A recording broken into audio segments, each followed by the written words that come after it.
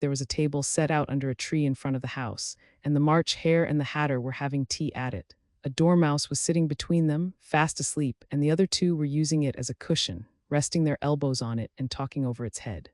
Very uncomfortable for the dormouse, thought Alice. Only, as it's asleep, I suppose it doesn't mind. The table was a large one, but the three were all crowded together at one corner of it. No room. No room, they cried out when they saw Alice coming. There's plenty of room, said Alice indignantly, and she sat down in a large armchair at one end of the table. Have some wine, the March Hare said in an encouraging tone. Alice looked all round the table, but there was nothing on it but tea. I don't see any wine, she remarked. There isn't any, said the March Hare. Then it wasn't very civil of you to offer it, said Alice angrily. It wasn't very civil of you to sit down without being invited, said the March Hare. I didn't know it was your table, said Alice. It's laid for a great many more than three. Your hair wants cutting, said the Hatter. He had been looking at Alice for some time with great curiosity, and this was his first speech. You should learn not to make personal remarks, Alice said with some severity. It's very rude. The Hatter opened his eyes very wide on hearing this, but all he said was, Why is a raven like a writing desk? Come, we shall have some fun now, thought Alice. I'm glad they've begun asking riddles. I believe I can guess that, she added aloud. Do you mean that you think you can find out the answer to it? Said the March Hare. Exactly so, said Alice.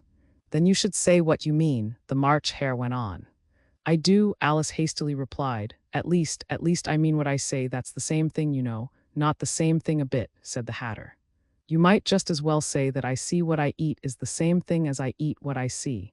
You might just as well say, added the March Hare, that I like what I get is the same thing as I get what I like. You might just as well say, added the Dormouse, who seemed to be talking in his sleep, that I breathe when I sleep is the same thing as I sleep when I breathe. It is the same thing with you, said the Hatter, and here the conversation dropped and the party sat silent for a minute, while Alice thought over all she could remember about Raven and writing desks, which wasn't much. The Hatter was the first to break the silence. What day of the month is it? He said, turning to Alice. He had taken his watch out of his pocket and was looking at it uneasily, shaking it every now and then and holding it to his ear. Alice considered a little and then said the 4th. 2 days wrong, sighed the Hatter. I told you butter wouldn't suit the works, he added, looking angrily at the March Hare. It was the best butter, the March Hare meekly replied. Yes, but some crumbs must have got in as well, the Hatter grumbled. You shouldn't have put it in with the bread knife. The March Hare took the watch and looked at it gloomily, then he dipped it into his cup of tea and looked at it again, but he could think of nothing better to say than his first remark. It was the best butter, you know. Alice had been looking over his shoulder with some curiosity. What a funny watch, she remarked. It tells the day of the month and doesn't tell what o'clock it is. Why should it? Muttered the Hatter. Does your watch tell you what year it is? Of course not, Alice replied very readily, but that's because it stays the same year for such a long time together, which is just the case with mine, said the Hatter. Alice felt dreadfully puzzled. The Hatter's remark seemed to have no sort of meaning in it, and yet it was certainly English. I don't quite understand you, she said, as politely as she could. The Dormouse is asleep again, said the Hatter, and he poured a little hot tea upon its nose. The Dormouse shook its head impatiently and said, without opening its eyes, of course, just what I was going to remark myself. Have you guessed the riddle yet? The Hatter said, turning to Alice again. No, I give it up, Alice replied. What's the answer? I haven't the slightest idea, said the Hatter. Nor I, said the March Hare. Alice sighed wearily. I think you might do something better with the time, she said, than waste it in asking riddles that have no answers. If you knew time as well as I do, said the Hatter, you wouldn't talk about wasting it. It's him, I don't know what you mean, said Alice. Of course you don't, the Hatter said, tossing his head contemptuously. I dare say you never even spoke to time. Perhaps not, Alice cautiously replied, but I know I have to beat time when I learn music. Ah, that accounts for it, said the Hatter. He won't stand beating. Now, if you only kept on good terms with him, he'd do almost anything you liked with the clock. For instance, suppose it were 9 o'clock in the morning, just time to begin lessons. You'd only have to whisper a hint to time, and round goes the clock in a twinkling. 1:30 time for dinner. I only wish it was, the March Hare said to itself in a whisper. That would be grand, certainly, said Alice thoughtfully, but then I shouldn't be hungry for it, you know. Not at first, perhaps, said the Hatter, but you could keep it to 1:30 as long as you liked. Is that the way you manage? Alice asked. The Hatter shook his head mournfully. Not I, he replied. We quarreled last March, just before he went mad, pointing with his teaspoon at the March Hare. It was at the great concert given by the Queen of Hearts, and I had to sing Twinkle, Twinkle, Little Bat. How I wonder what you're at. You know the song, perhaps? I've heard something like it, said Alice.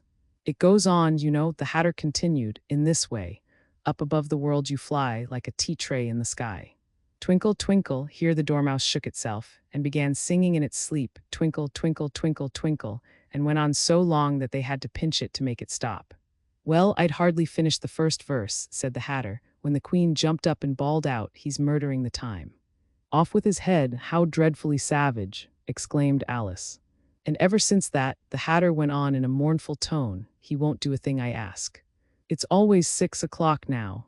A bright idea came into Alice's head. Is that the reason so many tea things are put out here? She asked.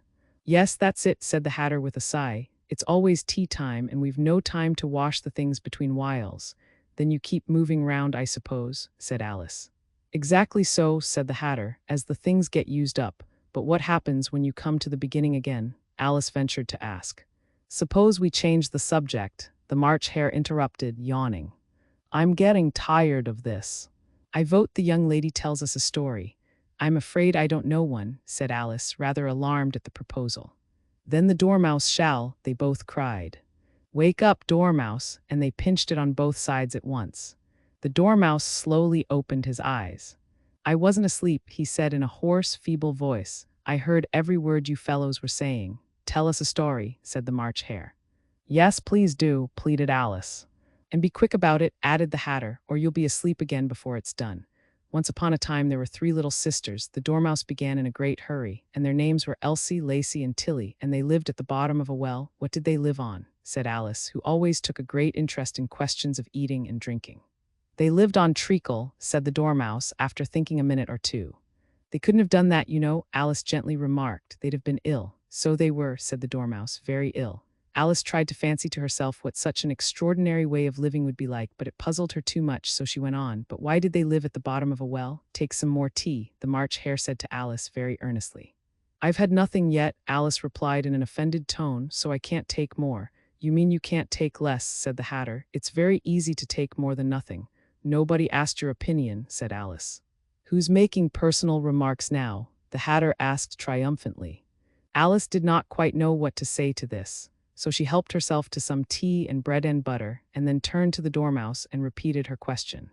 Why did they live at the bottom of a well? The Dormouse again took a minute or two to think about it, and then said it was a treacle well. There's no such thing. Alice was beginning very angrily, but the Hatter and the March Hare went sh. Sh, and the Dormouse sulkily remarked, if you can't be civil, you'd better finish the story for yourself. No, please go on, Alice said very humbly. I won't interrupt again. I dare say there may be one. One indeed, said the Dormouse indignantly. However, he consented to go on.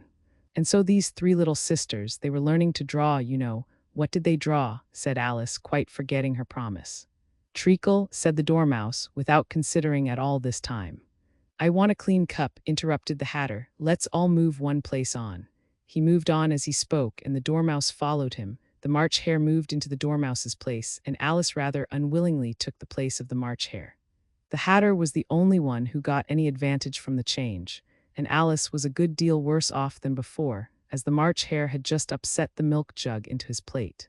Alice did not wish to offend the Dormouse again, so she began very cautiously, but I don't understand. Where did they draw the treacle from? You can draw water out of a water well, said the Hatter, so I should think you could draw treacle out of a treacle well, stupid. But they were in the well, Alice said to the Dormouse, not choosing to notice this last remark. Of course they were, said the Dormouse. Well in. This answer so confused poor Alice that she let the Dormouse go on for some time without interrupting it.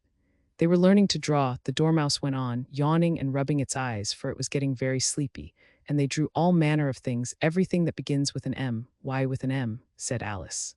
Why not? Said the March Hare. Alice was silent. The Dormouse had closed its eyes by this time and was going off into a doze. But on being pinched by the Hatter, it woke up again with a little shriek and went on. That begins with an M, such as mousetraps and the moon and memory and muchness. You say things are much of a muchness. Did you ever see such a thing as a drawing of a muchness?